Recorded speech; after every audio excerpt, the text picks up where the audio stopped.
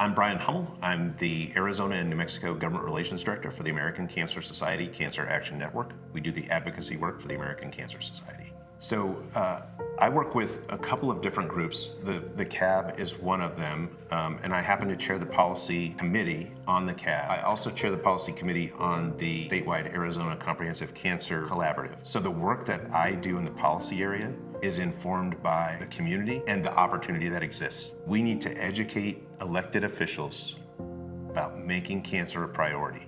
And we also need to understand that a little less than half of cancers are avoidable. And a lot of that has to do with things that are impacted by policy.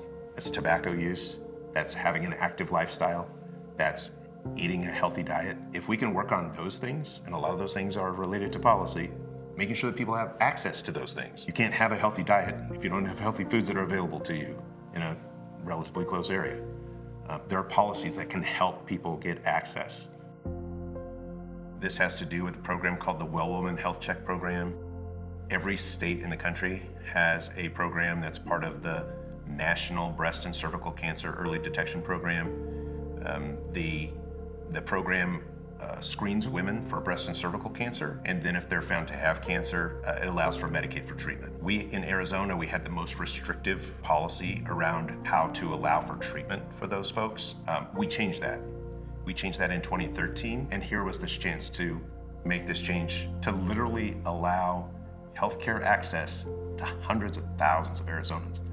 And to see the progression of the policy, the way that we were able to bring the community together, bring together the healthcare community, bring together the business community. They were supportive of both of these policy changes. The very, very small one, very targeted, right? Women who are uninsured to screen for breast and cervical cancer, to then parlay that into this giant initiative to allow literally hundreds of thousands of Arizonans to have access to basic healthcare.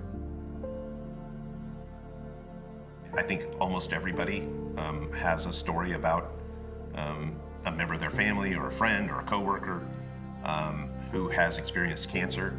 And in my case, several family members, my why has sort of evolved over the years. Most recently, including myself, where I was diagnosed with prostate cancer last year. But I think some of the people that I've met doing this work changes my why. It always helps me to refocus, to see someone else who is very boldly stepping forward and telling their story. And to do so knowing that it might not help them in their particular circumstance, but will help others, right? That their journey will be better. It's important to me, more so now, I think, than ever.